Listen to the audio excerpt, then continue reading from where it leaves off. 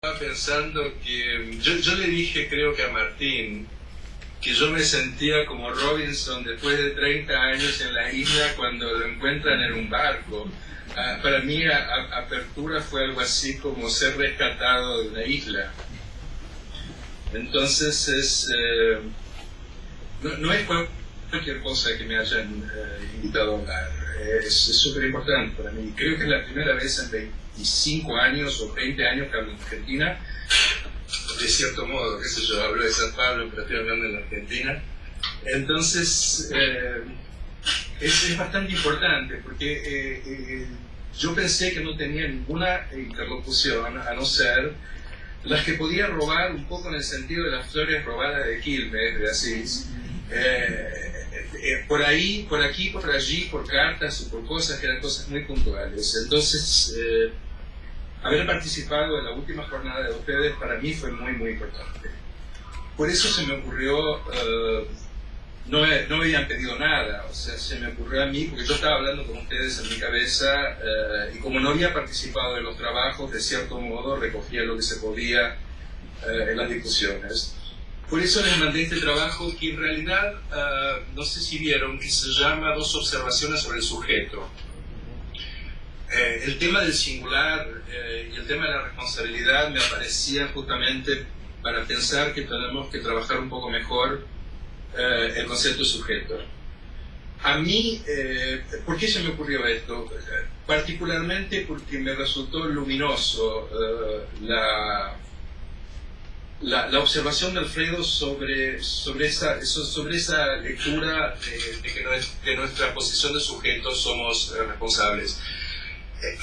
Fue a parar, inclusive gracias a Courtney Cook, se lo mandé a él, un trabajo mío de hace 16 años sobre la canallada, sobre los canallas y los cínicos, que es un resumen del libro que fue mi doctorado, que fue sobre eso, sobre la diferencia entre el cinismo antiguo de los helenos, de los griegos, y el cinismo moderno que fue de Nietzsche. Entonces, el tema de la responsabilidad es un tema que yo estoy elaborando hace 30 años, qué sé yo, de un modo o de otro. Mi formación, la maestría que yo hice, la hice en la Facultad de Filosofía de San Pablo, y fue sobre, el libro que salió de esa tesis se llamaba Ensayo sobre la moral de Freud, que era una paráfrasis de Ensayo sobre la moral de Descartes, que es un libro de Gerold muy importante, que bueno, yo desmontaba toda la teoría del superyo, en fin, insistí inclusive en llamarlo moral porque entraba en toda una tradición filosófica, qué sé yo. Y la idea en aquel entonces, estoy hablando de hace más de 20 años, la idea en aquel entonces era pensar cómo queda la responsabilidad jurídica, la responsabilidad moral, la cuestión por las elecciones, si la hipótesis del inconsciente fuese verdadera, tomando el inconsciente freudiano como una hipótesis. Entonces, para mí fue luminoso aquel trabajo de Alfredo, y ustedes lo han retomado todos, o sea, eso parece ser algo así como cosa juzgada, por decirlo de alguna manera, en Apertura, la idea de sujeto que no es responsable. Y ahí me di cuenta que este trabajo de ustedes me daba justamente por primera vez porque yo había leído tan mal como todo el mundo. Ese resumen sobre los canallas que está circulando, que fue, creo que Julián lo mandó junto con nosotros, dice dos cosas que yo las tendría que revisar hoy en día. Una sobre la no existencia del otro, que yo lo pensaba al otro como semblant. El otro de los que las personas se hacen esclavos en la servidumbre voluntaria, es decir, un otro imaginario, que cualquier análisis te tiene que, en cierto modo, sacar de la servidumbre voluntaria. Pero bueno, había que es un poco más complejo si se lo sitúa en relación a la estructura. Y había una lectura justamente que es la que vos criticás, Alfredo, de ese parágrafo de nuestra posición de sujeto. Yo de hecho lo tomaba como de nuestra posición de sujetos como todo el mundo. Pero, releyendo, porque se lo mandé a ustedes, entonces lo releí ahora por primera vez después de mucho tiempo, me di cuenta que yo sigo sosteniendo el argumento de lo que sostenía, pero yo no más desde ese epígrafe. Vos me diste algo así como el sustrato estructural en el que había que pensar la operación analítica. Y ahí me di cuenta, esto es otra discusión que estaba teniendo con Martín por carta, me di cuenta que había que trabajar un poco mejor lo digo mal, después lo vamos afinando si es posible, el plano micro del plano macro. Vos estás trabajando mucho a los físicos y yo te encontré algo, porque otra vez, coincidentemente, nos pusimos a leer al mismo tiempo. Yo encontré, en la época que yo estaba haciendo la formación en filosofía, yo hice un curso con Michel Paty, que no sé si lo conocés, pero te sirve muchísimo. Yo fui a buscar los libros de él. Michel Paty es una figura muy interesante. Es un físico del CNRS. Ha trabajado durante años con el CERN, con el acelerador de partículas, pero además es profesor de filosofía de la Universidad de París y hace intercambio con Brasil hace años. Y en la época que yo estaba haciendo la maestría, hice un curso con él de un año, que era parte del trabajo de filosofía. Bueno, él solo trabaja con filosofía de la ciencia, sobre Poincaré y Einstein en relación a la teoría de la relatividad. Y lo encontré en un libro que es de 86, que seguramente después te paso las referencias, que es súper interesante porque el tipo labura. Mira, problemas de la construcción de una teoría cuántica de la materia, modelo matemático y realidad física sobre la realidad del objeto físico, objeto de la física y ciencia de la naturaleza. Pero lo que a mí me llamó la atención en aquella época, eso fue lo que yo tomé del curso de él, es que él decía que tanto Poincaré como Einstein, que conversaban todo el tiempo, tenían el mismo instrumento matemático, pero él entendía que era por el estilo de Einstein que la teoría de la relatividad pudo ser formulada, o sea, por el modo de escribir, por el modo de pensar, que para Poincaré no le era posible llegar a eso y a Einstein sí, o sea, no dependía solo del instrumento matemático. ¿Pero por qué estoy hablando de esto? Porque le decía a Martín que a mí me parecía así: si vos agarrás el agua, por ejemplo, y te ocupás en el plano molecular, te ocupás de la combinación de las moléculas de oxígeno y hidrógeno y punto. Si trabajás en un plano, ese sería el plano micro. Si trabajás en un plano macro, porque, qué sé yo, sos un vendedor de filtros, la densidad, la transparencia, el sabor, el color son factores decisivos para ese análisis.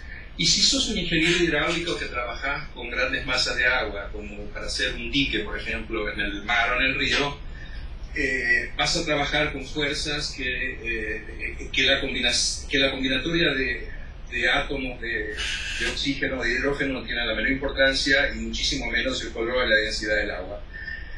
Esos tres análisis son falsos. No es, digamos, no es porque haces un análisis en el plano macro que se torna irrelevante el plano micro. Lo que pasa es que no es relevante cuando trabajas en el plano macro el plano micro.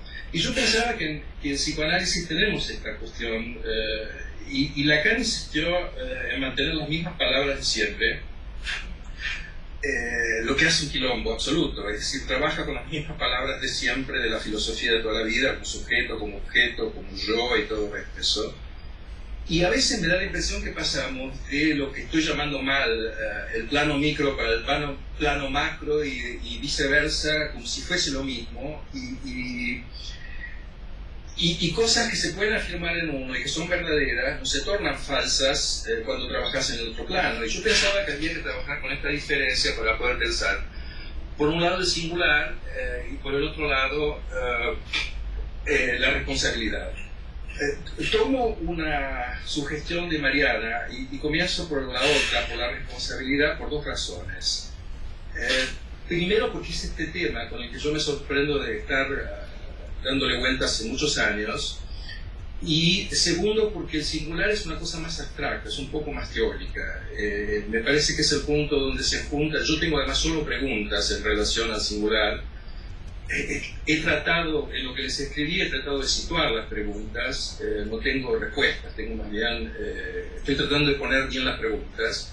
Pero en relación a la responsabilidad sí tengo una posición que me parecía importante comentarla con ustedes, porque lo que vos, Alfredo, me aportás es el fundamento de estructura o el fundamento micro, si vos querés, a un análisis que yo siempre lo mantuve macro en relación a la responsabilidad. Y lo que les mandé, en verdad, fue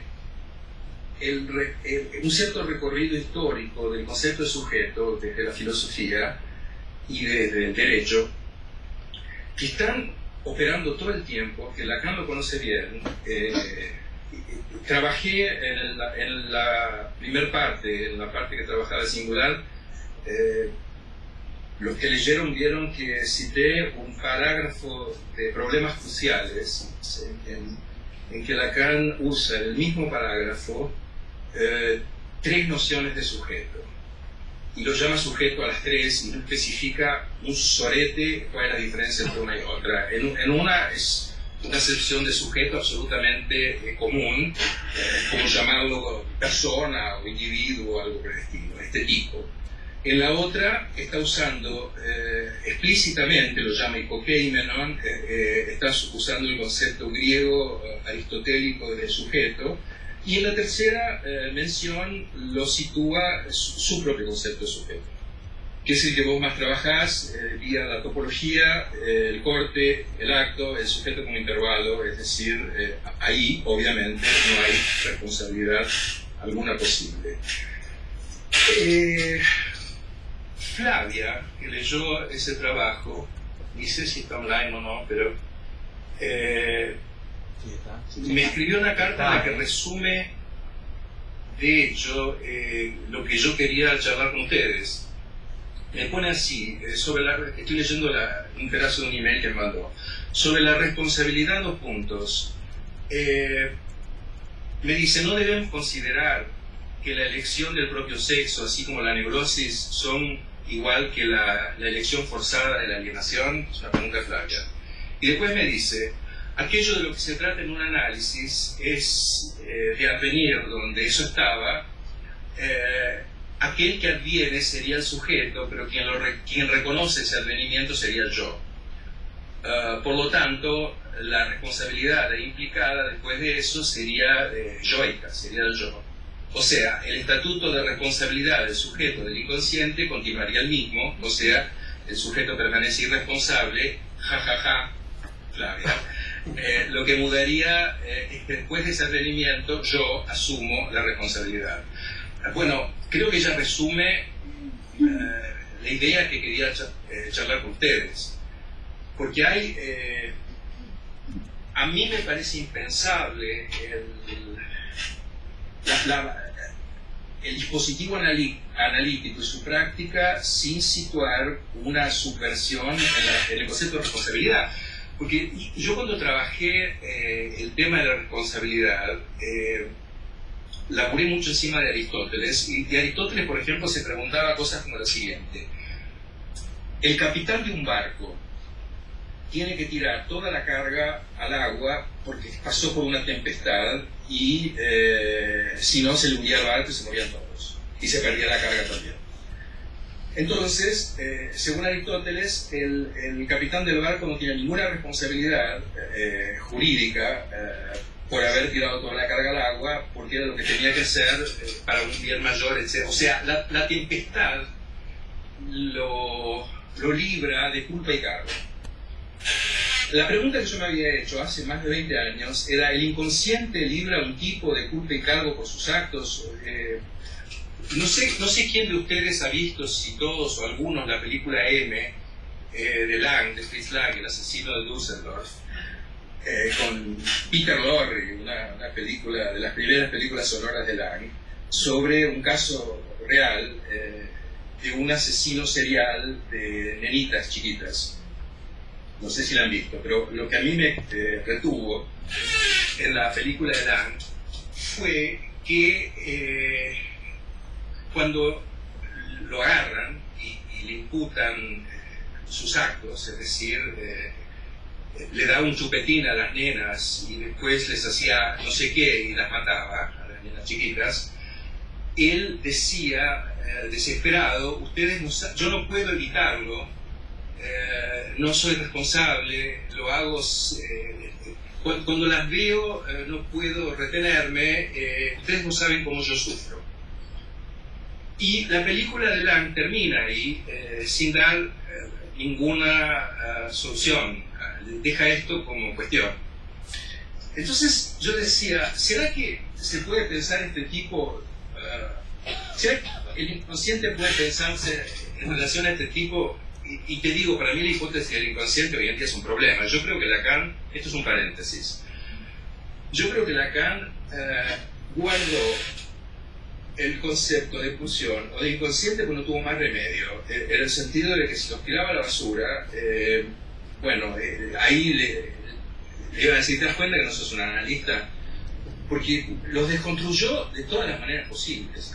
Al final, en los seminarios de Ancor, más o menos, un poquito antes, después de la lógica del fantasma, verdaderamente no los necesita, los da vuelta de todas las maneras, pero bueno, los seguimos usando, qué sé yo. Yo decía, bueno, no se puede poner a este inconsciente freudiano, digamos, como exculpación, igual que la tempestad estaría para el capitán del barco. El tipo dice, bueno, yo no soy responsable, el inconsciente, the devil made me do it, el diablo me lo hizo hacer, en este caso sería el inconsciente me lo hizo hacer.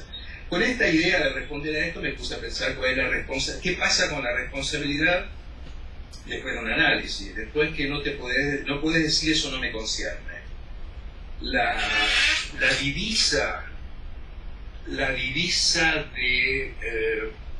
de alio in oratione, cita Lacan en latín, de alio in oratione tu eres agitur. Yo no sé más dónde está eso, si en la subversión del sujeto o en la dirección de la cura, tendría que haber los escritos. Subversión. De alio in oratione tu eres agitur se traduce como lo que es del otro te concierne. La cosa del otro, digamos así, es tu problema, es tu asunto. Bueno, y ahí estamos en la estructura como inyección de alteridad. Entonces, me puedo pasar la vida pensando que eso que me viene del otro no me concierne y estoy en la posición de inimputable, la misma posición del asesino serial de Lang. El otro, digamos, me obliga a agarcharme a las nenas y a matarlas, pero bueno, yo no puedo hacer nada, yo soy apenas un resultado, el resultado de esta inclusión, qué sé yo. Bueno, obviamente esto no se podía aceptar ni teórica ni de un modo práctico para un análisis, por eso yo decía, bueno, al final de un análisis, cualquier análisis, sería una absoluta subversión del concepto de responsabilidad subjetiva, donde tendrías que hacer cargo que lo que más dice de vos, es decir, tu cosa más íntima, la vas a recoger de los otros, y no de este o de aquello o de aquel, porque eso sería otra vez como creer en Dios encarnado. Pero, qué sé yo le decía el otro día a una paciente, bueno, si te pasa una vez esto, X, es posible que puedas decir, bueno, la culpa es de fulano. Pero si esta misma cosa te pasa con aquella, vos tenés que empezar a pensar que esto te concierne. Lo que te ocurre con todas estas personas, que casi siempre es lo mismo, eso te concierne. Bueno, ahí, en el plano macro, esta es la inflexión entre el sujeto y el otro. Ahora, en el plano micro, es el efecto de sentido y de sinsentido del juego de los significantes todo el tiempo. Entonces, yo quería charlar un poco esto con ustedes, cómo articulamos, esto es general, cómo podemos articular lo que estoy llamando el plano macro de nuestra acción o de nuestra teoría con la infra, con el plano micro de lo que podría ser el trabajo de la estructura, etc. Porque ahí, estos dos conceptos que estoy tomando, el de la responsabilidad, soporta un análisis fenomenológico, un análisis más empírico, si quieren, total, que comienza históricamente datado. Por eso me pareció importante poner en el trabajo, no voy a reproducir eso, léanlo, qué sé yo, el recorrido que Alain de Liberac, que es otro loco de la guerra, está haciendo sobre el concepto de sujeto. Yo lo estoy tomando específicamente el sujeto de la imputabilidad y el sujeto ontológico. Mariana me hiciste 3 preguntas absolutamente centrales. Te las respondí por email, no sé si lo recibiste. Sí. Pero bueno, si querés, podemos después charlar sobre lo que me habías preguntado, porque eso es un poco el centro de lo que estoy queriendo trabajar con ustedes.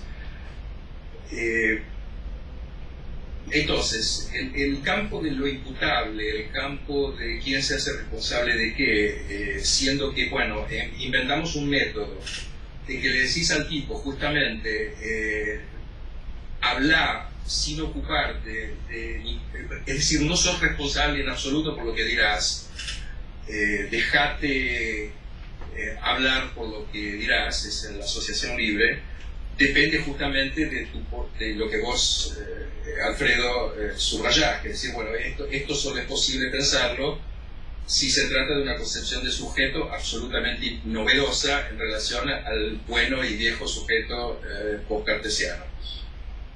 Entonces, creo que articular los dos planos es bastante importante. A mí me parecía bisagra el concepto de singular para pensar, esto no lo voy a trabajar hoy, pero digo por dónde voy. Me parecía bisagra el concepto del singular para poder articular el plano micro, que sería del significante como uno,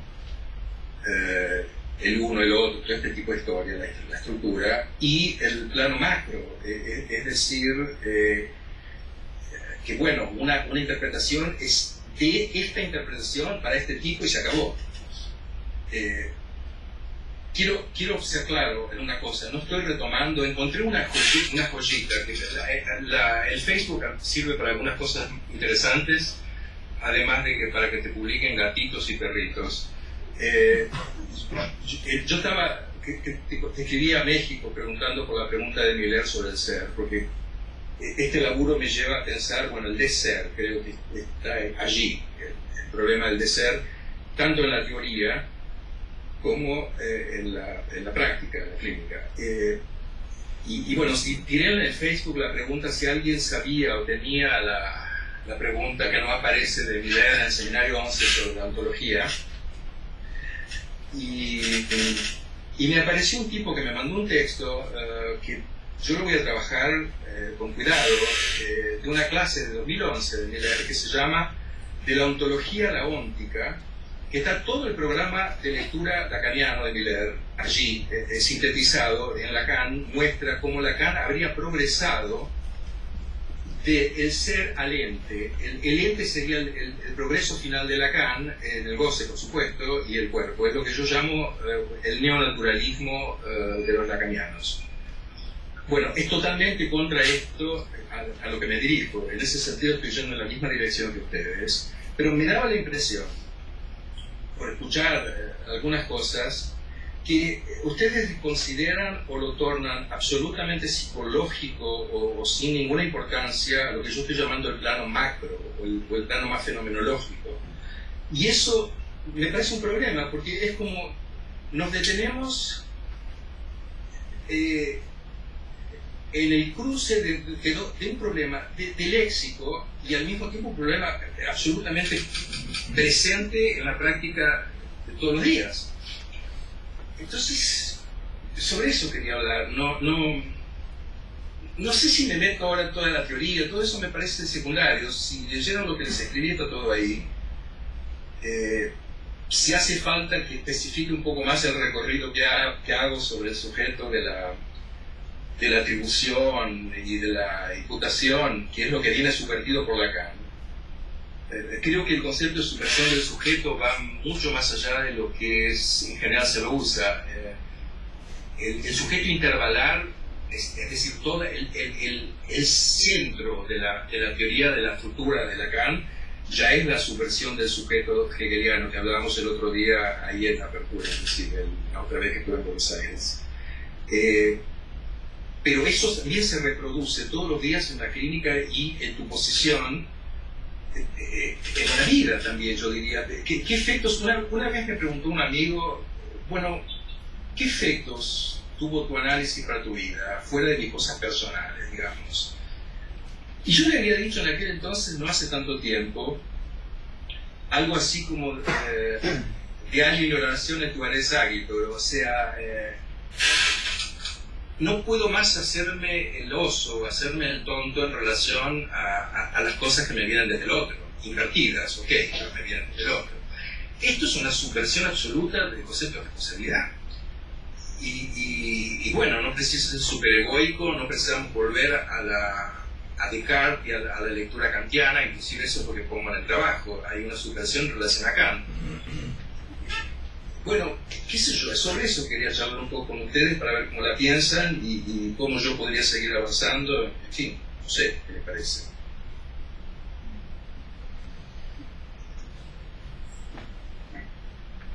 ¿Quién quiere tomar la palabra?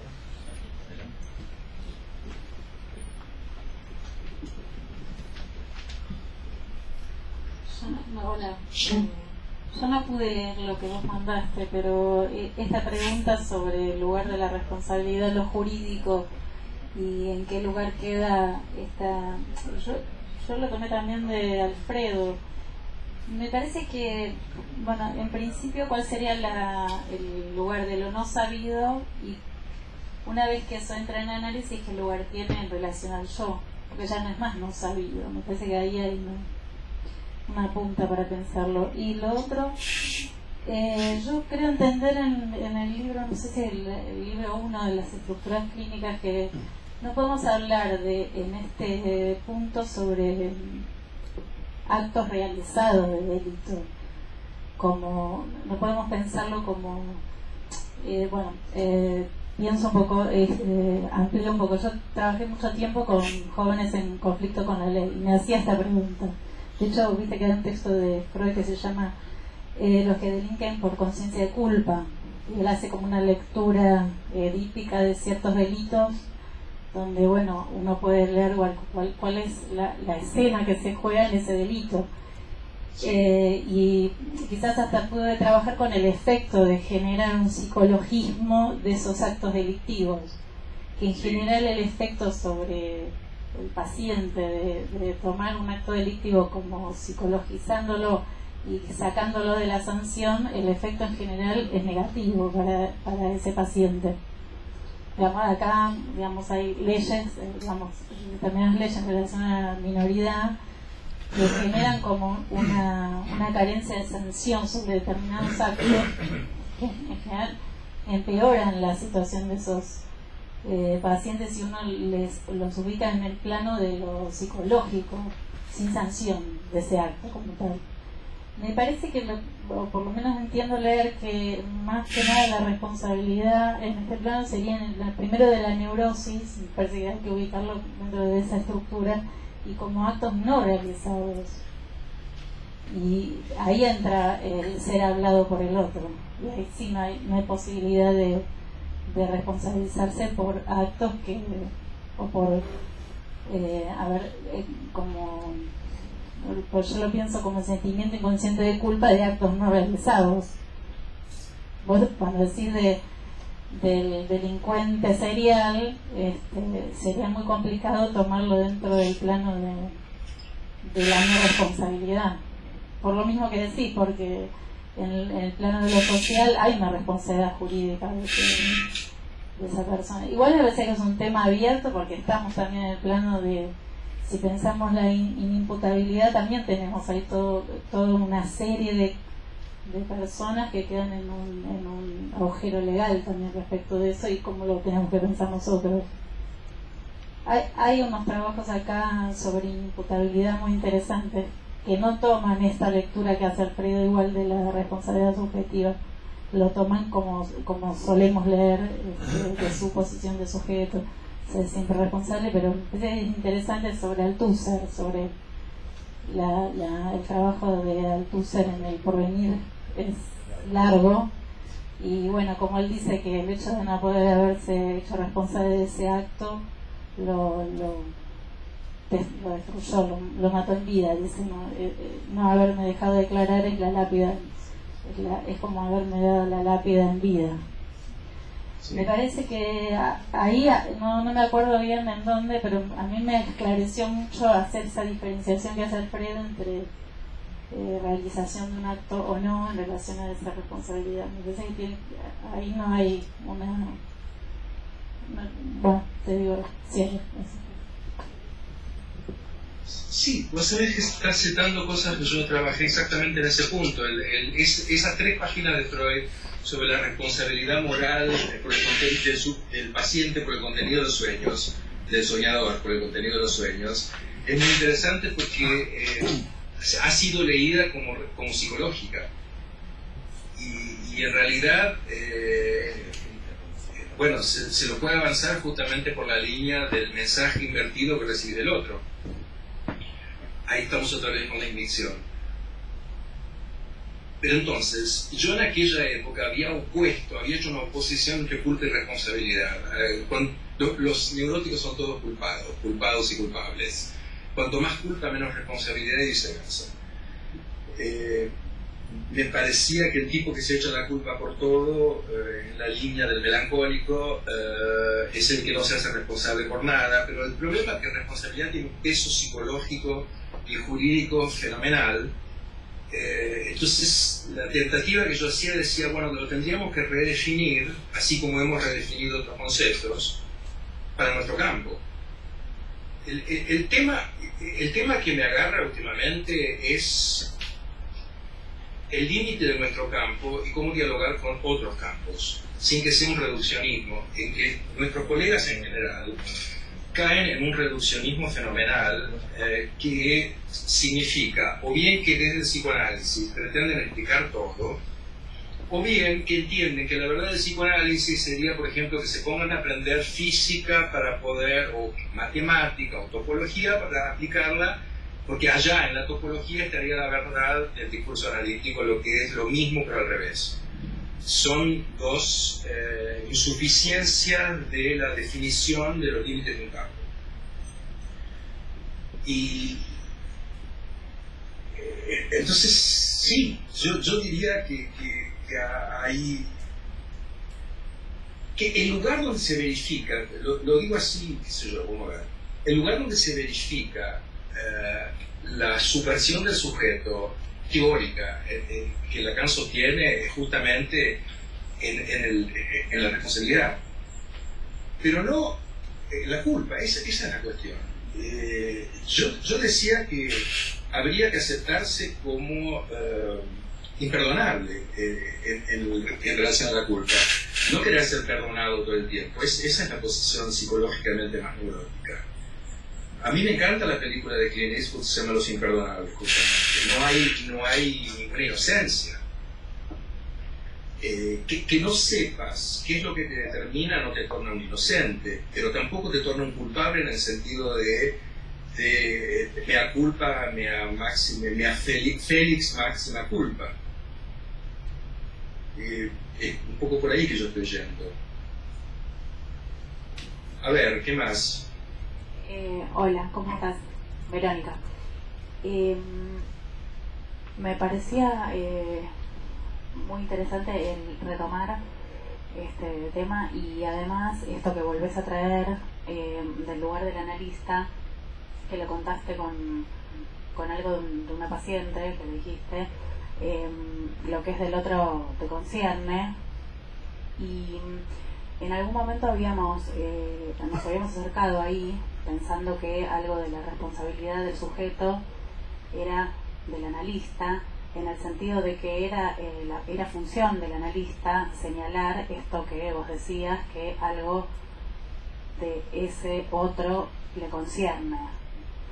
Me parece que ahí hay como la posibilidad de apertura, digamos, de otra lógica que es distinta, a la cual trae alguien análisis, que las cosas le pasan, le ocurren simplemente, o que es culpable en el sentido de la culpa, de que hace todo mal o hace las cosas mal y por eso siempre le vuelve a pasar no sé qué cosa, que me parece distinto me parece un paso, digamos, este señalamiento, esta función del analista en señalar que, bueno, hay algo del otro, que tal como lo decías en el sentido del asesino serial, lo determina, le ocurre, le pasa, pero que bueno, eso le concierne, y todo el trabajo que ahí se abre, ¿no? El trabajo de análisis.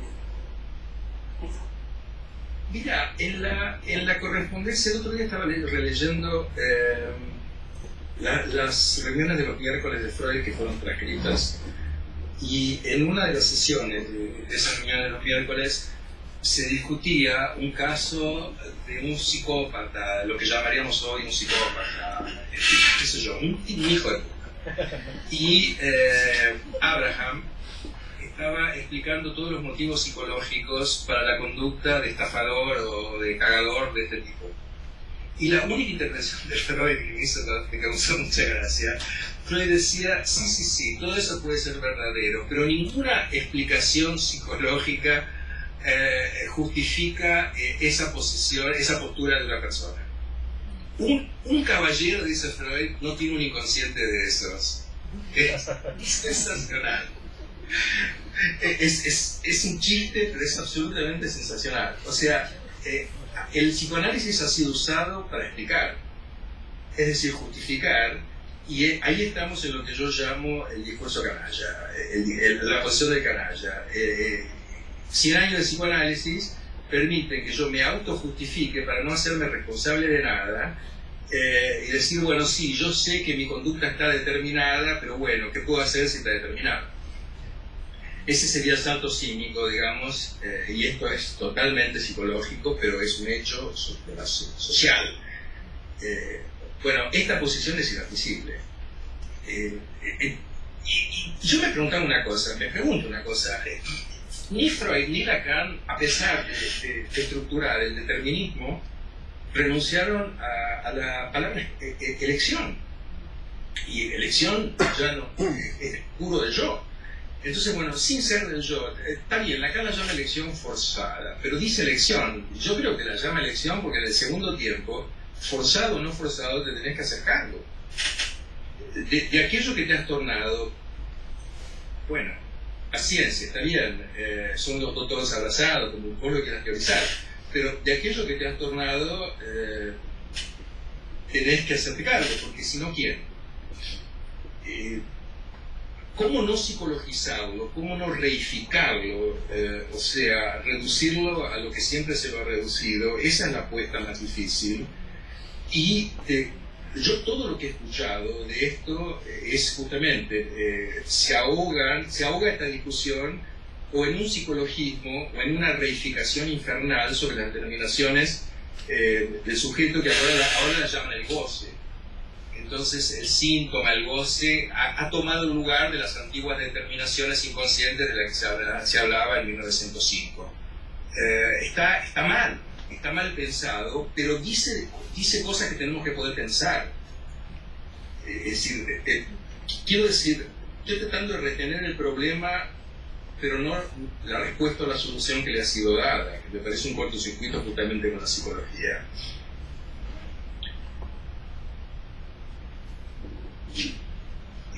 Qué sé yo, ayer por ejemplo, estaba sin luz mi consultorio, entonces yo no podía ver a nadie para abrirle la puerta y tampoco podía abrir la puerta porque es eléctrica. Entonces se puso un cartelito que decía que mi intercomunicador no estaba funcionando, que por favor me mandaran un mensaje por WhatsApp para abrir la puerta.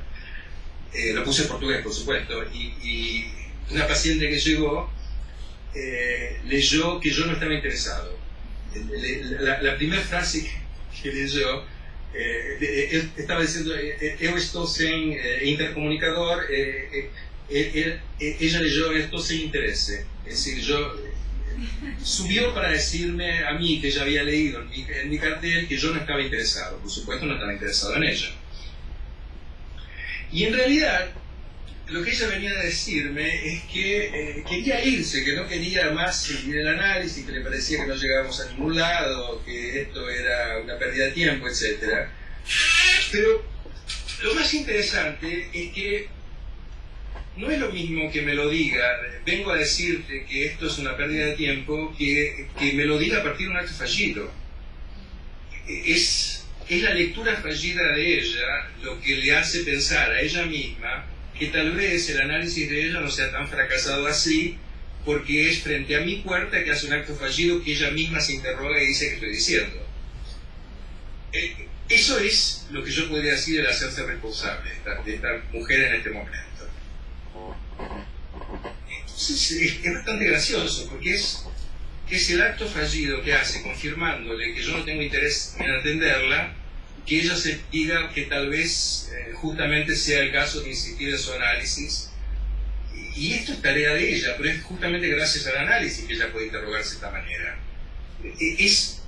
Esto es como una muestra de lo que estoy pensando como bueno, subversión de la responsabilidad.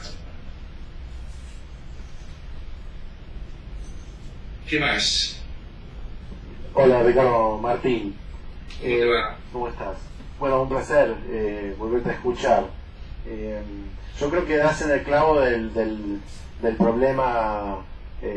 Cada vez que yo he presentado argumentos en relación al problema de la responsabilidad del sujeto, entiendo con tu planteo que efectivamente para poder introducir este problema es necesario abrir la complejidad, y nos estás haciendo, así como vos decís que te hicimos trabajar en la jornada, nos estás haciendo trabajar un montón, lo cual es un placer.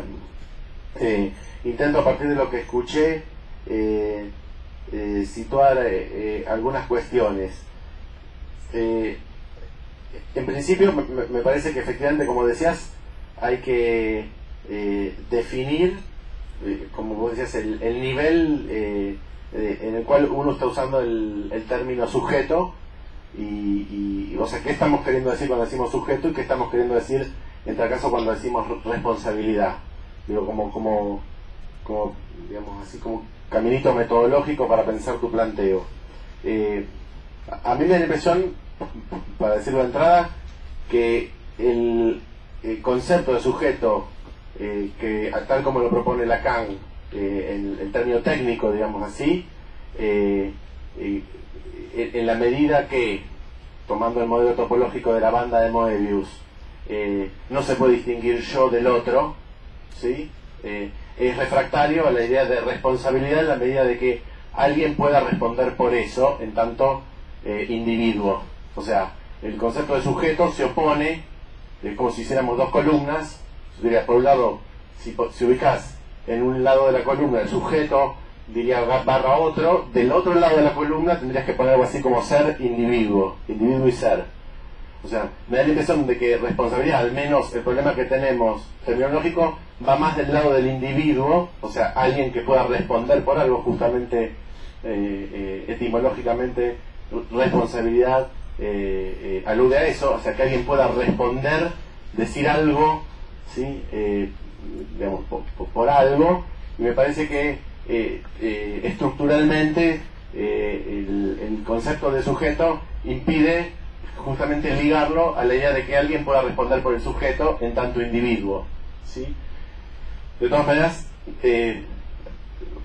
ubicando esto, entonces diría así: en una columna ser individuo, digamos, como un par, en la otra sujeto otro como un par, y si en la columna ser individuo funciona responsabilidad, que justamente ahí es el punto donde libera el sujeto jurídico, el sujeto imputable, alguien que pueda responder por eso. A mí me da la impresión de que el lado del sujeto y otro, no se me ocurre qué término podríamos usar, pero te diría, más que ligado a la respuesta por responsabilidad, está más ligado a la pregunta por el ser, si querés. Si a la pregunta por lo que es. Te diría, del lado de la responsabilidad me parece que queda más el discurso amo, ¿sí? Y del lado de la pregunta, si querés, queda más del lado de sujeto otro. Ahora bien, ¿no? Yo entiendo que das en el clavo porque la pregunta que te hace todo el mundo es, ok, si el sujeto no es responsable, y acá no entendido como término técnico, sino como tipo, como persona, si no es responsable, entonces ¿qué implica la entrada en un análisis? O sea, ¿qué implica? Es habilitar, si querés, lo que podríamos llamar la entrada en el dispositivo analítico. Yo propongo una respuesta, digo, me parece que la entrada en el análisis implica poner a trabajar la hipótesis sujeto. Y poner a trabajar quiere decir que el analista tiene que producirla, o sea, tiene que proponer, ¿sí?, que hay allí un sujeto del cual no puede responder ni el analista ni el analizante, en el sentido que la condición para que se produzca algo respecto, o sea, se entiende, digamos, que la entrada en análisis tendría que ser algo así como la puesta en cuestión del ser, ¿sí?, a partir de poner a trabajar la hipótesis sujeto. En ese sentido, la responsabilidad del sujeto es del analista, como venimos leyendo en La ciencia y la verdad, y ya no se trata de responder por algo, sino de habilitar la pregunta, o sea, algo así como todo lo contrario de responder, sino poner en duda el ser, lo diría así, ¿no? El discurso amo, puede ser por discurso amo, pero también puede ser el loco, la posición loca, digamos, en el sentido de alma bella, en el sentido hegeliano, ¿no? El alma bella, el delirio de presunción, es algo así como el que sabe, ¿sí? Y el que sabe lo que es, el que sabe cómo son las cosas. Yo entiendo que vos haces en el claro cuando... Yo creo que el problema clínico que vos estás planteando en el nivel macro, por decirlo así, es la salida de la locura. Que trabaja bajo... Al final de cuentas, analizarse es dejar de ser loco en el sentido de la locura del yo.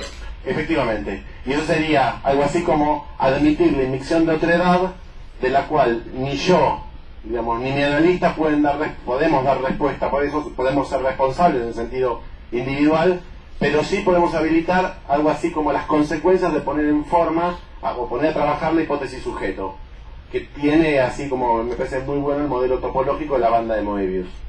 Sí. Hasta ahí. En el sentido, la responsabilidad queda del lado del individuo, o sea, no es pertinente para la puesta en forma del sujeto, y ahí con sujeto a mí se me viene, habría que buscar una palabra que diga algo así como preguntabilidad, digamos, más que responsabilidad, más que poder responder por algo, es habilitar, lo pienso más por la vía del saber, digamos. Ok, eso me gusta, esa es una vía de salida tal vez interesante. Yo creo que la hipótesis sujeto, la hipótesis del sujeto, este sujeto, es lo que sustituye al inconsciente de Freud. Porque le des la vuelta que le des, para Freud el inconsciente está reificado. Inclusive le puso un artículo perfectamente definido. Por eso se puede pensar la pregunta de Aristóteles para el inconsciente freudiano, pero ya para Lacan no, porque creo que hay otra cosa, eso es otra cosa que quería decir. Trabajando el texto sobre el tiempo lógico, me puse a pensar que hay algo muy interesante y que sirve de comienzo al fin en toda la enseñanza de Lacan. Si vos pensás la lógica como ya dada, como abstracta y atemporal, digamos así, tenés el razonamiento que resuelve el problema de los tres prisioneros de un modo abstracto. Pero si estás en la situación, que es lo que Lacan propone, no tenés más remedio que, primero, arriesgar un acto tuyo, y además estás obligado a incluir el cálculo del otro. Y esto ya no es más abstracto ni teórico, esto hay que hacerlo. Entonces, incluir el tiempo reverso, el tiempo de la precu. Incluir el tiempo en lo que en general razonamos como siendo sincrónico y abstracto y parado, acá hay algo que podría ser pensado en este sentido, porque es un movimiento, lo que me viene del otro, y esto es empírico lo que estoy tratando de pensar, pero me parece que introducir el tiempo y el movimiento acá, el tiempo reverso, creo que esto que le pasó a mi paciente con su acto fallido en relación a mi cartelito abajo en la puerta. Está el tiempo de su lectura, el tiempo en que me lo viene a contar a mí, y qué es lo que le pasa a ella cuando me incluye en este movimiento. Entonces, total, la idea de preguntabilidad está muy buena. Yo no sé si no habría que introducirlo como un tema a ser pensado. Y Raúl Sierreta una vez me dijo una cosa interesante. Me dijo que Copieux, mejor que Corte, que ya está dado y es ya ocurrido, y que se puede pensar de un modo sincrónico o de un modo abstracto, él proponía cortadura por el acto de cortar, lo que es bastante interesante, porque es lo que estoy tratando de decir. El juicio final es lo ya dado, eso, bueno, ahí la lectura retroactiva que podemos hacer, pero lo que ocurre aquí justamente es un movimiento. Una teoría que incluya la diacronía y el movimiento en la sincronía. Creo que la topología iba a servir para eso. El pasaje de la escritura de los significantes, por ejemplo, las primeras, cuando se relee Saussure y todo eso, el pasaje al grafo introduce vectores, es decir, introduce la cortadura, como hubiera dicho Raúl, o el movimiento o el tiempo reverso. Pero bueno, cuando le escribís se fija, queda fijado. Entonces es interesante, porque el propio grafo se juega como una pregunta, ¿no? La pregunta que se recibe del otro. Pero esto es rehecho todo el tiempo. Esta es la cuestión.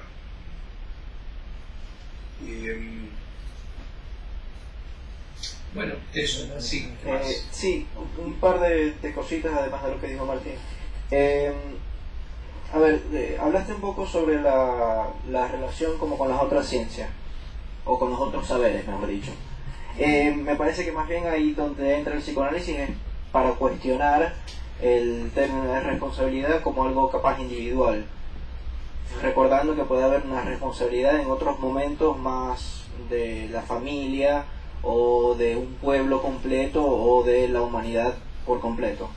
Y por otro lado, también pensar la responsabilidad, un poco con lo que estás entrando ahí, como una división, como una expansión, como un poco, no sé si decir arbitraria, pero un poco artificiosa, sobre decir, bueno, no fue el capitán del barco, sino que fueron la naturaleza o los dioses, o donde uno vaya a poner la responsabilidad en ese momento. O capaz se puede poner sobre el capitán o sobre la tripulación, que como no estaba cumpliendo con los rituales que se debían, entonces les llovió como un castigo, por ejemplo. Inventando un poco, pero para decir las diferentes maneras que se pudiera pensar la responsabilidad. Y finalmente, hablar un poco sobre lo del pensamiento y la acción, que escuché un podcast hace muchísimo tiempo y no puedo dar la referencia, pero decía que el cristianismo, una de las cosas que introducía era que el pecado también se podía hacer a través del pensamiento. Es decir, no era nada más ahora que uno tenía que tener efectivamente relaciones sexuales con la vecina, sino que se podía meramente pensar eso y ya era un pecado. Entonces no había esa diferencia entre el pensamiento y la acción. Y ya. Bueno, el pecado de lesa majestad es eso. Si vos decís soñé que lo escupía el rey, serás castigado como si lo hubieras escupido el rey. Y esto es desde la Edad Media, no lo entendían muy bien a esos tipos. Y ese es el crimen de lesa majestad. No hace falta hacer un atentado real al rey, basta decirlo, pensarlo. Y Freud trabaja en la misma línea cuando dice que ya es culpado por simplemente pensarlo. La lectura del libro que Freud hace es esa. Justamente cuando habla de la responsabilidad moral por el contenido de los sueños, lo piensa por ese lado.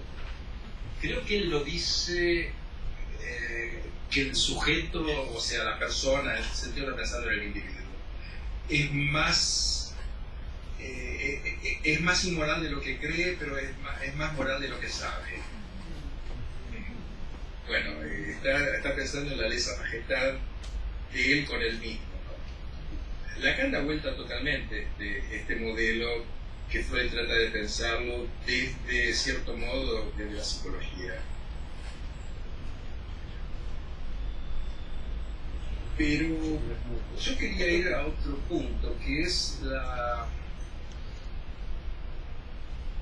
cómo dialogamos justamente con diferentes campos, porque la subversión del sujeto, que sería el resultado de cualquier análisis, tanto psicofórico cuanto de hecho, si te cambia la vida, el análisis te la cambia exactamente en este punto.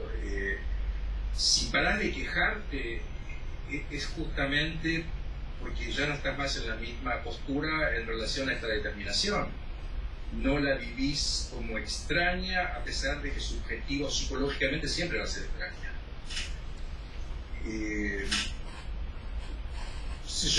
Esto es tonto lo que voy a decir como ilustración, pero yo soy muy disléxico y izquierda-derecha, yo soy igual que las minas. Izquierda-derecha se me mezclan.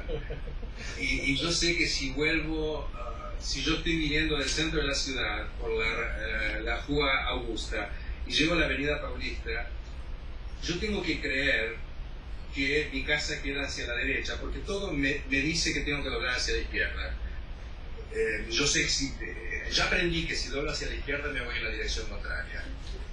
Pero este conocimiento de que tengo que confiar que es hacia la derecha es totalmente simbólico, porque todo en mi subjetividad me dice no es así. Es un ejemplo tonto, pero de cierto modo es algo así como por ahí que yo pienso la subversión de la responsabilidad psicológica.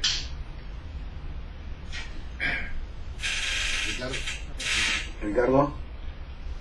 Hola. Federico Lubeña por acá, ¿cómo andas? Estamos esperando las garotas y la caipirinha, pero no vemos más que libros ahí. ¿De qué se trata? Salite para acá. Araca París, Ricardo. Venite para el barrio.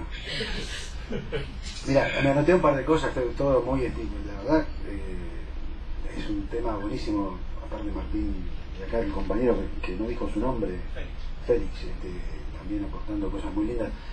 Solo aporto un par de ideas, tampoco mías, de Kuasniku. Libre albedrío, un poco es el tema subyacente a esta cuestión, si hay o no hay libre albedrío. Y determinación. Claro. Entonces, Kuasniku propone siempre leer a Leibniz, leer la Teodicea, donde aparece la discusión, ¿no?, de Leibniz sobre el libre albedrío, básicamente diciendo que si hay ojo de Dios que ve todo en todos los tiempos, entonces hay determinismo. Porque me sale en inglés, pero foreknowledge es el determinismo. Conocimiento anticipado es determinismo. Y eso, por un lado, que lo tomamos acá, que Alfredo siempre trae a la física, lo tomamos del lado de la teoría de la relatividad, en el sentido de que si hay un tiempo ya establecido en el universo bloque, si el tiempo ya transcurrió porque está visto desde la cuarta dimensión, que es temporal, y ya transcurrió, entonces ya está todo hecho, lo que yo decida no tiene ninguna importancia, voy a decidir lo que hay que hacer, decida lo que decida. Esa es otra interesante, desde la ciencia. Y desde lo jurídico, la imputabilidad. La teoría del derecho requiere que haya mens rea, que es básicamente que el yo sepa que está haciendo algo que va contra la ley. Y si no se puede demostrar que hay mens rea, entonces sale libre. Porque la teoría del derecho está hecha para que salgan, para que no se condene, salvo a quienes quieren condenar, ¿no? Eso es interesante porque si lo pensamos del derecho hay que hacer otra lectura. Hay una compañera que tampoco dijo su nombre. ¿Cómo es el nombre de la compañera? Silvia. Y la libertad sartreana, finalmente, que dice, para Sartre, ¿no?, la de crítica de la razón dialéctica, Libertad es la posibilidad que cada uno tiene de hacer algo con lo que se ha hecho de uno. Y siempre me pareció interesante esa cuestión, y siempre bajo la ilusión de que hay libre albedrío. Si no tenemos ilusión, lo que Stephen Hawking le llama teoría efectiva, que es básicamente lo menos malo. No tenemos otra, es lo menos malo, suponer que hay libre albedrío. Si suponemos que hay libre albedrío, esa sería una opción. Y eso es básicamente todo lo macro y lo micro. Eso se llama árbol reduccionista en física. Es muy interesante porque el descubrimiento, por ejemplo, el ADN no podía haber sido descubierto si se iba más abajo, si se iba a la teoría cuántica y a las partículas subatómicas. Había que quedarse en el nivel molecular para hacer ese descubrimiento. Entonces es importante que haya niveles de análisis. No hay uno que sea superior a otro en ese sentido, como vos decías, ¿no? Y esas son básicamente las cositas que me despiertan tu comentario. No te olvides de hablar de lo singular y particular, que está muy interesante también. La próxima. En la Quiero decir próxima. unas cositas. Hola, Ricardo, Mariana. No, perdón que le robé el micrófono a Federico, pero como quería decir algunas cosas en relación justamente a lo que decía él, porque a lo mejor si no después íbamos para otro tema. Yo había propuesto que tuviéramos otra reunión como esta para tratar de lo singular y lo particular, porque me parece que de recontra da y está muy bueno. Así que bueno, aprovecho y aviso que, no sé, después hablar con Julián las próximas fechas libres, cuando vos puedas y cuando se pueda. Que yo pensaba también, acá Julián me dijo que alguien había pedido que las preguntas que yo te había hecho, pero las estuve chequeando y son cosas que no sé si tienen que ver, había cosas que no había entendido de qué era exactamente el accidente universal, pero me parece que lo que sí le había dicho, que me había parecido muy, muy interesante la definición que había dado del método analítico como aplicación experimental de una teoría del lenguaje, ¿no? Como que eso sería lo que hacemos. Y una de las preguntas era también cómo pensar este advenir donde eso estaba, como una traducción de la frase esta de Freud. Cómo pensar ese advenir, qué sería ese eso que estaba. Porque uno podría decir, bueno, ¿qué adviene ahí? ¿Adviene un sujeto? ¿O el sujeto era era eso que estaba? Ahí hay adviene un nuevo saber. Recién decía, porque se me fueron ocurriendo cosas mientras hablaba Federico, dijo, ¿vos dijiste conocimiento anticipado? Sí. Que eso sería el determinismo. Sí. Implica que es determinismo. Claro, o sea que el determinismo supone que, o sea, un conocimiento anticipado, y eso podría ser perfectamente el discurso del amo, o esta lógica ya dada que pensabas, que vos decías recién. Entonces, retomo otra cosa que cuando estaba hablando Verónica, ¿no? Que vos dijiste, bueno, pero frente a lo que te has tornado, tenés que hacerte cargo. Me parece que ahí el hacerte cargo no necesariamente tiene que ser pensado como responsabilidad o como, Martín decía responsabilidad respecto de poder decir algo. Hacerse cargo necesariamente es suponer algo más del lado de la culpa que de la responsabilidad. Y aparte, ¿qué querría decir hacerse cargo? Vos tenés que hacerte... contra la idea de culpabilizar al sujeto, eso que quede claro. Ahora, lo que pasa es que no tenemos otras palabras para decir. Ya sé, pero por eso me parece interesante aclararlo, porque hacerse cargo podría ser pensado a la milleriana como que tenés que aceptar. No voy por ahí. No, ya sé que no vas por ahí, no, ya sé. En el 100%. Sí, pero para un cachito, después me olvido. Espera. Si hacerse cargo puede suponer que hay que aceptarlo, la alternativa sería no hay que hacerse cargo, pero uno podría decir algo al respecto de eso que te concierne, que viene del otro.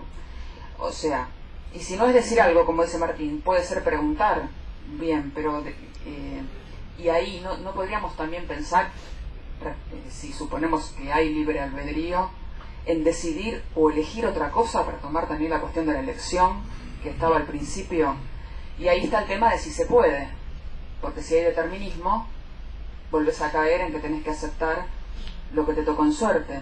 me parece que no sé si podemos zafar de tener que pensar que algo del libre albedrío tiene que haber, si no, no sé qué podemos hacer. Bueno, justamente es en ese punto que estoy conversando con ustedes, porque el modo como yo leo la lectura de Lacan, de Freud, el Boechat Soliverden, fue leído y releído por Lacan 850 millones de veces. Yo me quedé con una, que es la que a mí más me cierra, que es là où c'était je dois venir, todo con minúscula, que en francés se traduce bien como allí donde estaba, sin saber debo advenir. Allí donde ya estaba pero no sabía que estaba.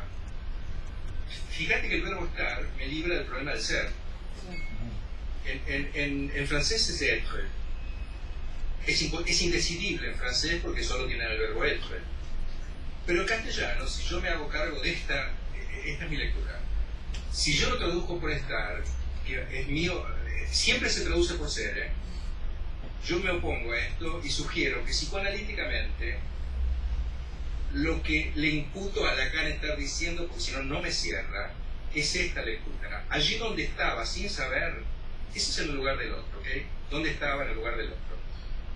Pero no como yo, no puedo estar como yo allí, pero advenir a eso es, en un tiempo segundo, retroactivamente, me doy cuenta que allí estaba sin saber. Bueno, eso me concierne.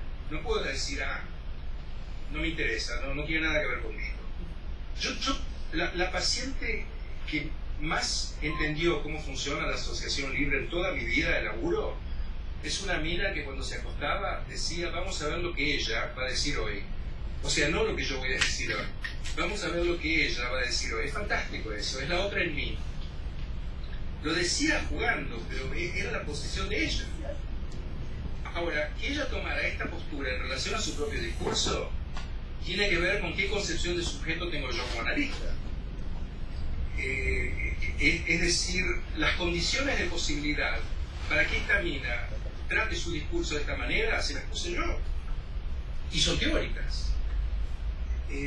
Ahora, de 10 pacientes míos, 8 hacen lo contrario. Estas son las excepciones. Entonces, el libre albedrío hay que pensarlo en las dos direcciones, en la dirección de la censura y del no quiero saber, de la pasión de ignorancia también. Y esto también es de los pacientes. Y vos tenés que, qué sé yo, a un tipo que activamente no quiere saber, bueno, que pueda reconocer que no quiere saber y que basta, también es importante, ¿por qué no? Porque si no, el criterio de inanalizabilidad para la mayoría de los analistas es del paciente. Dicen que hay pacientes que son inanalizables. El criterio de inanalizabilidad, como yo lo entiendo, tiene que ver conmigo, con lo que yo le ofrezco o le puedo ofrecer por mi estilo o por mis propias dificultades subjetivas, que es lo que Martín diría mi locura. Las imposibilidades que mi locura me determinan, que bueno, hay caminos que no le puedo ofrecer a esta persona es inanalizable conmigo. Ahora, la inanalizabilidad esencial me parece otra vez reificar toda esta historia y empezamos todo de nuevo. En ese sentido creo que el libre albedrío es la subversión del sujeto, pero no como la locura del yo, la locura yoica. A mí me faltan instrumentos para dar un paso. Si yo tuviera que discutir con los abogados esto, tuve una mesa de derecho y fue un diálogo de sordos, porque los abogados todas veces usamos las mismas palabras y los tipos, bueno, esto que les estoy diciendo no tiene el menor sentido. Por ejemplo, el texto que les mandé, hago el análisis histórico de cómo viene invertido desde los griegos la atribución, el predicado que funda el ser del sujeto ontológicamente, y el sujeto moral que recibe, se autoatribuye o el otro le atribuye un determinado acto, es el sujeto acusado. Bueno, el psicoanálisis da vuelta a esto para siempre. Inclusive yo sugería, eso no está en ningún lado, pero yo sugería que hay que pensarlo al revés, porque para toda la filosofía, sin excepción, desde Kant para acá, primero viene un sujeto, en el sentido de persona o individuo, que reconoce dentro de sí mismo, en su interior, en su alma, determinados apetitos o determinados estados de conciencia, y los proyecta sobre los otros, dicen, bueno, así como yo veo y siento, los otros ven y sienten. Entonces la autoatribución es primera, y a partir de eso se atribuye a los otros las mismas aptitudes mías. Yo digo, bueno, el psicoanálisis lo damos vuelta.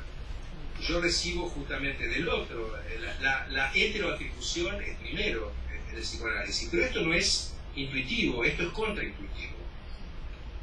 Nosotros lo decimos por teoría, porque es una condición teórica, que nos viene además, nos permite un dispositivo que es el de la asociación y una clínica.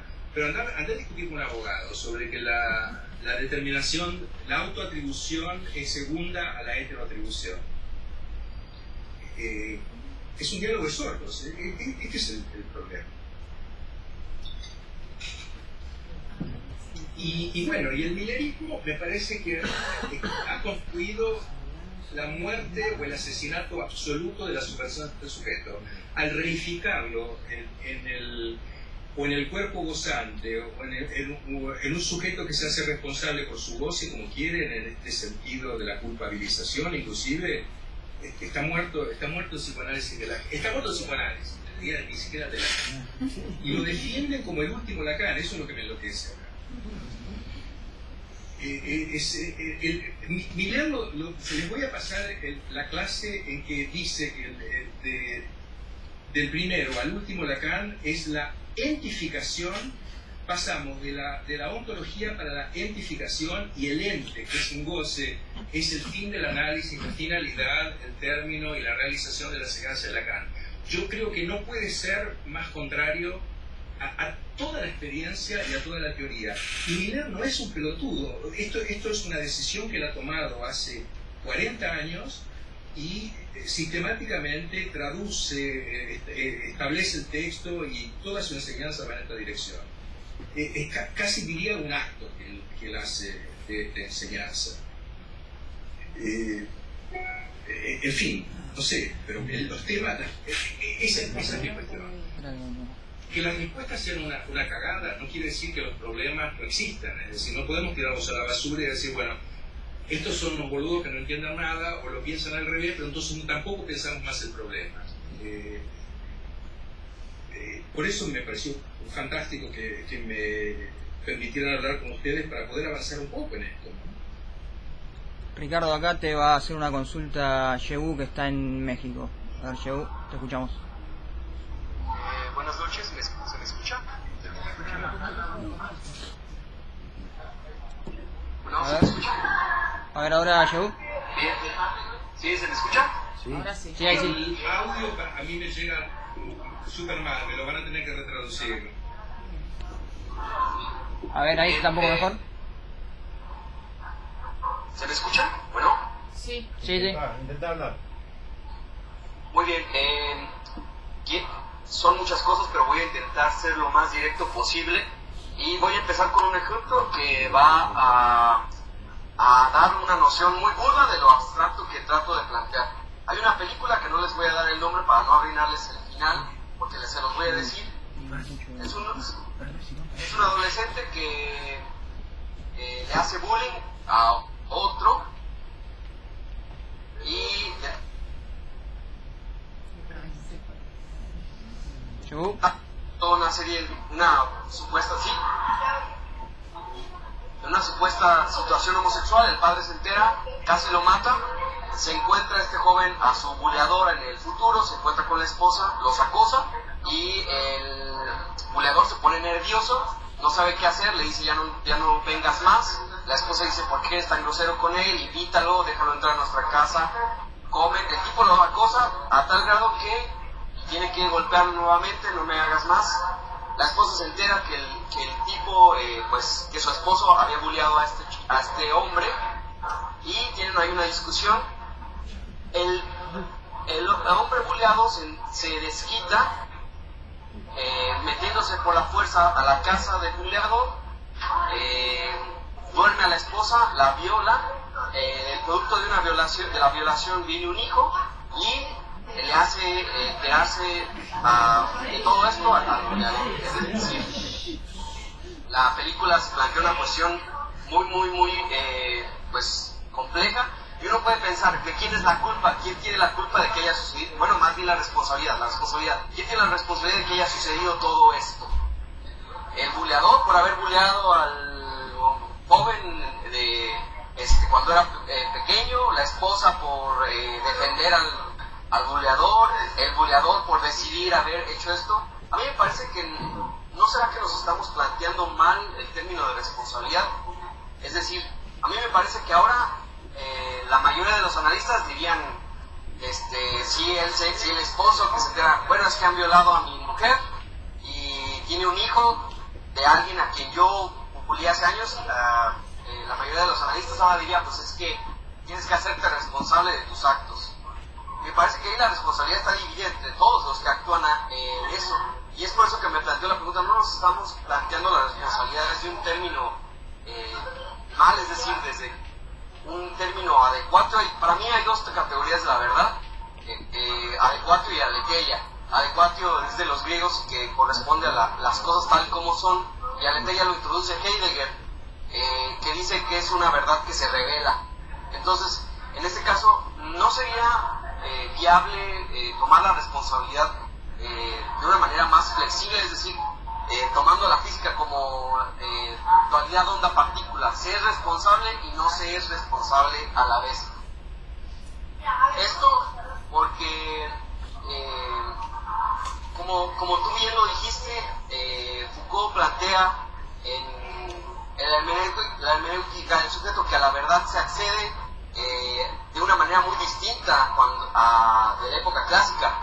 En la época clásica había dos movimientos para acceder a la verdad, que era el movimiento del eros y la ascesis, que era trabajo sobre uno mismo. Y a partir de Descartes, pues ya las condiciones para acceder a la verdad son distintas. Hay condiciones internas, reglas, condiciones verbales, un método, el objeto a conocer. Las condiciones externas, no hay que estar loco, y las condiciones culturales lo plantea así Foucault: estudiar, estar inscrito en un curso científico, etc. Ya no está más del lado ya dice Foucault que ya no hay un precio que pagar. Entonces, yo creo que esa es la consecuencia de que el diálogo sea sordo, porque se plantea, digamos que con los abogados, ese término, ¿no? Ellos plantean el término de responsabilidad desde esta época moderna, y nosotros, ¿por qué no plantearlo desde la época clásica? Se es responsable y no se es responsable a la vez. Y también el hecho de no plantear la responsabilidad como causal, esto nos llevaría al problema de la película. ¿De quién es la responsabilidad? Es decir, ¿quién tiene,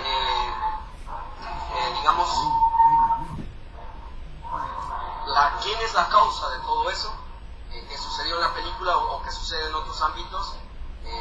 Me parece que hay que evitar plantear la responsabilidad en términos de causa y consecuencia, sino hay una perspectiva en Lacan, en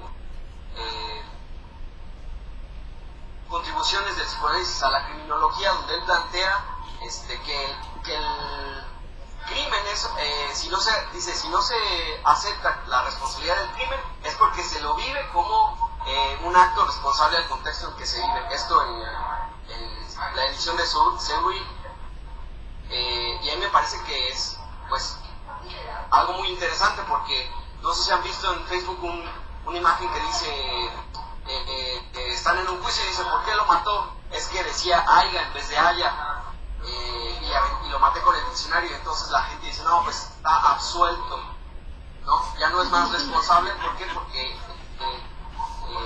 participó o hizo algo responsable ante el contexto en el que vivía, es decir, que el tipo era un iletrado o un ignorante. Entonces, esa es mi cuestión bien específica. No nos estaremos planteando mal la cuestión de responsabilidad en el término de adecuatio, en el término de causal. Y es todo, gracias.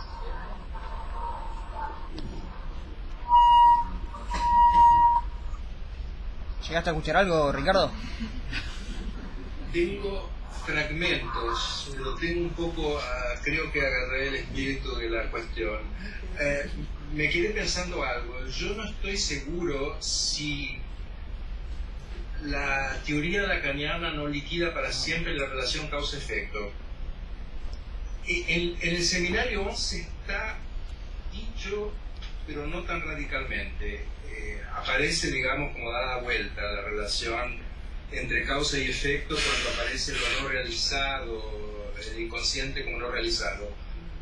Pero esta intuición se me ocurrió justamente por esta historia de pensar la mecánica cuántica, que el problema de Bohr y el Heisenberg le dice simplemente todos los conceptos que tenemos de la mecánica clásica no sirven más. Hay que darlo vuelta, todos. Bohr dice no es posible porque justamente en determinado plano, que es el plano macro, estas leyes funcionan y son verdaderas, pero son contradictorias. Es verdadero pero contradictorio con lo que pasa con la mecánica cuántica. En la mecánica cuántica lo que desaparece, dice Bohr, es la relación entre causa y efecto. La causalidad, como la pensamos, y toda nuestra subjetividad es causal, el pensamiento de la causa, para todo efecto existe una causa, bueno, eso no cuenta más en la mecánica cuántica. Sí. Y bueno, Bohr quería juntarlo justamente a donde funciona la causalidad, que es en la mecánica clásica. Solo funciona la causalidad, que está eliminada en la mecánica cuántica, y ambos son verdaderos. Ambos describen la experiencia de un modo adecuado, lo que es contradictorio, y se rompieron la cabeza durante 50 años más de historia. Yo me preguntaba si Lacan no hace lo mismo. Yo me preguntaba si en el plano micro, que es en el que ustedes más insisten, que se puede abordar por la topología, o se puede abordar por la lógica hasta un cierto punto, y yo no llegué a los nudos, entonces no hablo una palabra sobre eso. Me pregunto si en ese campo, en el campo que se dice que no hay responsabilidad, y yo estoy de acuerdo, lo que está destruido, porque no es más un concepto pensable, es el de causalidad. Ahora, nuevamente, cuando llegamos a nuestro plano, a donde actúa el derecho o la historia, bueno, ahí estamos otra vez reintroduciendo una causalidad que sin embargo está subvertida por el hecho que en el plano micro no la hay. Porque ahí para mí tiene sentido decir es responsable y no es responsable, en el mismo sentido de Heráclito, se entra y no se entra. El deser tiene que de alguna manera terminar con nuestra idea de causalidad. Es decir, yo soy el producto de una determinación causal lineal. Eso se acabó. Ahora, es totalmente contraintuitivo. Hay que hacer un esfuerzo de reforma del entendimiento, como diría, para poder pensarlo.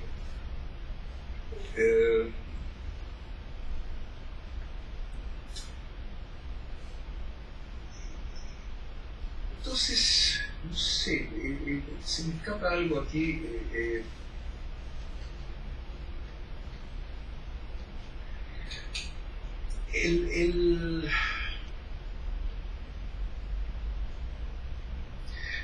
Eso que vos, Mariana, me citabas de que se trata de una condición experimental para poner en acción una teoría del lenguaje. Justamente este dispositivo solo es pensable a partir de qué tipo de teoría de la causalidad o del lenguaje tenés. Si no, esto es sin remedio, sin salida. Por eso yo pensaba, el otro día estábamos hablando de eso, bueno, la palabra lenguaje nuevamente es un problema, no es el de la lingüística, no es el de la elucubración de saber sobre la langue. Justamente, si yo digo la lengua, que Lacan habla francés, en francés con los franceses, si él dice la lengua, eso es una escritura, porque la diferencia entre la lengua todo junto y la lengua separado es una escritura. Entonces, bueno, yo digo, bueno, el lenguaje es trascendental pero sin sujeto trascendental. No es el lenguaje del sentido de la lingüística, sino lo que Alfredo llama el Big Bang, o la condición de que haya todo el campo del sujeto. Es un presupuesto, digamos así, pero el lenguaje como trascendental es totalmente contraintuitivo. Esto no hay experiencia de esto. Esto es una especie de postulado teórico que comanda absolutamente el dispositivo que usamos. Cuando se piensa en el origen del lenguaje, por ejemplo, ya estás fuera de este presupuesto teórico y estás trabajando con otra teoría del sujeto, más clásica, digamos. ¿Qué más? Ricardo Alfredo. Hola, Alfredo, ¿qué tal? Quería replantear la cuestión con otro eje, a ver qué aporta la discusión. Es a partir de Dodds y los griegos y lo irracional. Lo irracional que toma Dodds es el inconsciente de Freud. No sé por qué el título no lo puso, pero... Y entonces la pregunta de Dodds es cómo los griegos de la época clásica se enfrentaban, cómo respondían a los fenómenos del inconsciente descritos por Freud. Entonces toma casos de pacientes de Freud y casos de la literatura, de la mítica, de la Grecia clásica, y entonces dice que la diferencia fundamental es la responsabilidad. Lo plantea así. Si un moderno sueña que ha tenido relaciones sexuales con su madre, es posible que se despierte con angustia, o que a la mañana se pregunte cómo puedo ser tan espantoso de soñar eso. Un griego de la época clásica, al menos lo que tenemos de conocimiento de esa sociedad, se pregunta cómo los dioses me han hecho soñar esto, por qué los dioses me han hecho soñar esto. Con lo cual, con esa función del otro se disuelve toda cuestión de responsabilidad. Y la pregunta cabal para los griegos era porque sus dioses engañaban. Como tenían un panteón de dioses no totalmente asociados, sino que estaban en conflicto entre sí, uno te podía hacer una cosa y el otro podía, enojado con ese, hacerte otra, bajo el modo del engaño. Socias es el ejemplo. Con lo cual la responsabilidad es una posición en la que quedamos en relación a con qué tipo de otro nos estamos enfrentando. La pregunta que surgía hoy sobre el libre albedrío era si hay un Dios único y ese Dios es bondadoso, ¿cómo se explica el mal? Para los griegos esto no era una pregunta, porque los dioses no eran bondadosos, eran caprichosos y a su vez enemigos entre sí.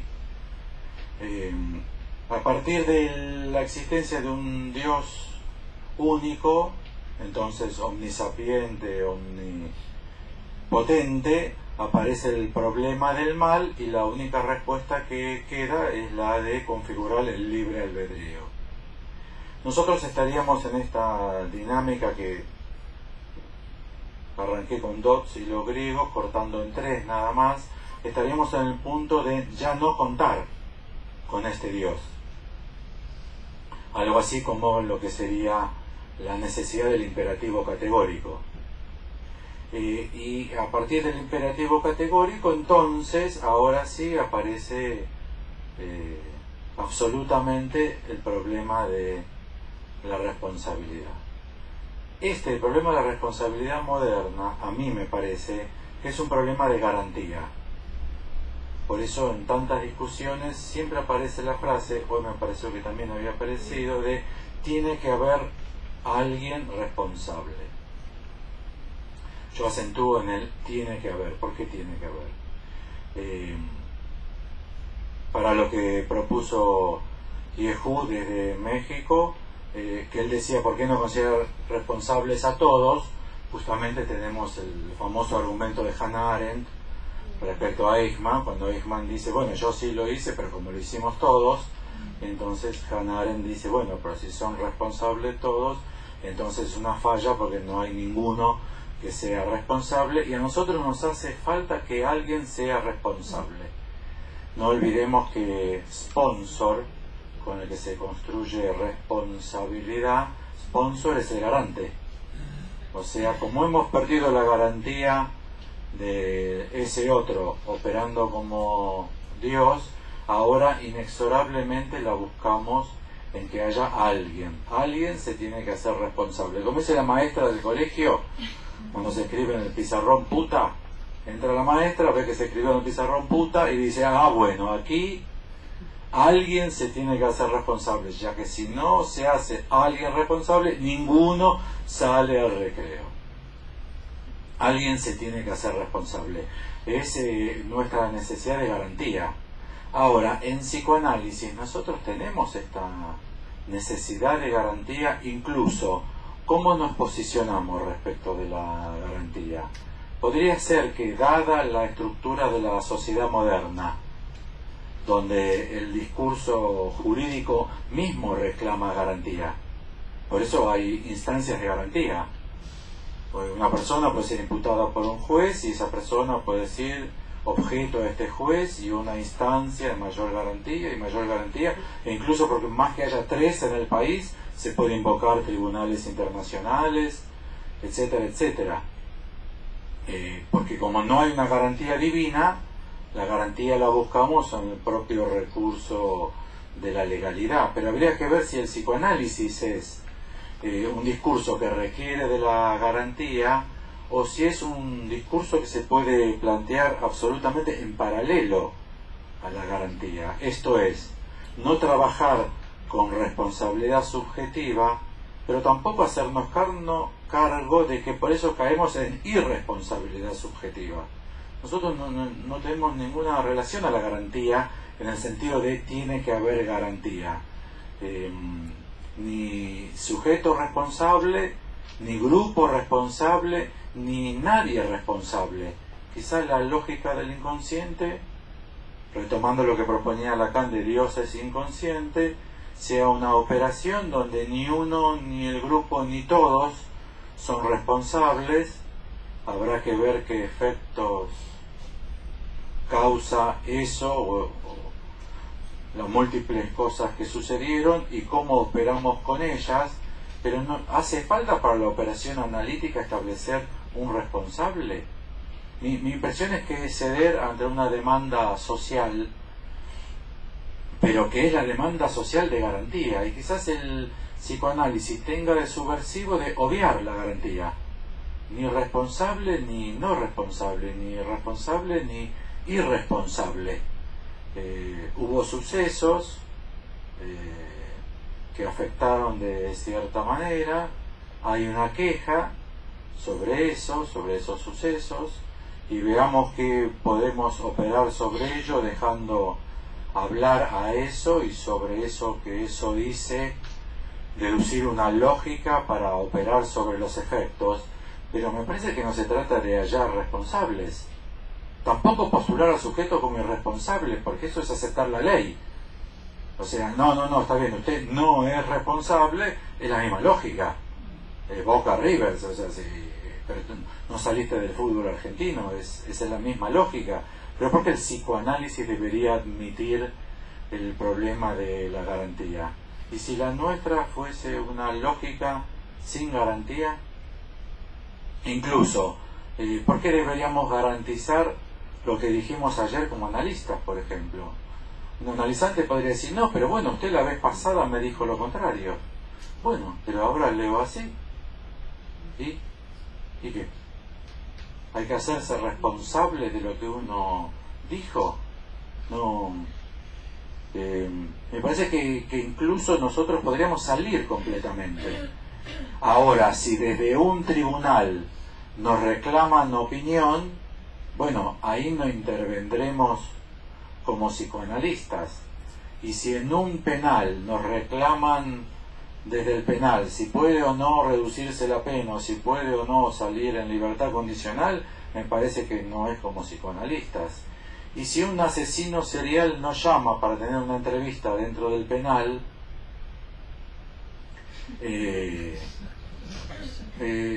yo no entiendo por qué deberíamos estar seguros que debería él preguntarse sobre eso, Incluso uno le podría decir, ¿y usted por qué quiere verme? No suponiendo que quiere hablar por qué mató a esas niñas. Quizás quiere hablar de otra cosa que no tenga absolutamente nada que ver y en la cual no se ejerzan ninguna pregunta sobre la responsabilidad. Bueno, eso. Ok, yo eso estoy de acuerdo, totalmente. Lo que pasa es que hay que poder situarlo entre campos. A eso me refiero. Porque una vez que se hacen presentaciones clínicas, bueno, ya no estás más hablando como psicoanalista tampoco, en verdad. Que es el problema exclusivo de las presentaciones de casos. Cuando alguien te dice has intervenido mal, qué sé yo, tendrías que haberle dicho no sé qué, esto es justamente otro discurso completamente diferente.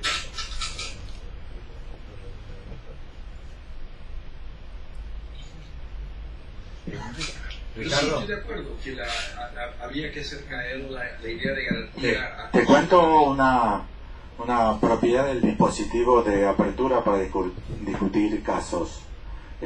A veces funciona, a veces no, a veces se puede aplicar, a veces nos olvidamos de aplicarlo. Pero suponte que alguien presenta un caso, que lo escribe dando cuenta de una situación clínica en la cual esa persona estuvo ubicada como analista. Cuando lo presenta, el intento de lógica que intentamos hacer es, una vez que lo presentó, ya no hay coincidencia entre la persona que lo presentó, quien escribió eso, y quien figura como analista en el material.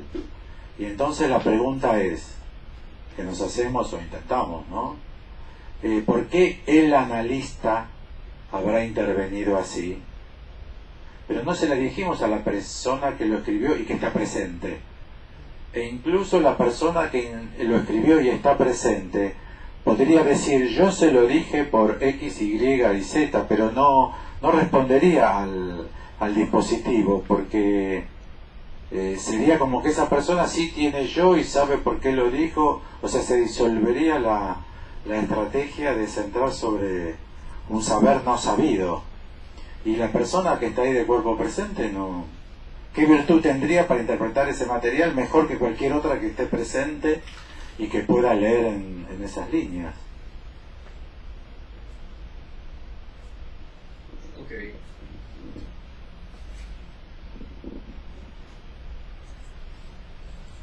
Estamos casi en la hora, Ricardo. Si querés hacer un cierre y no sé, tomar otra fecha más adelante. Ok, muchísimas gracias a ustedes por la paciencia y la presencia y la invitación. Gracias a vos.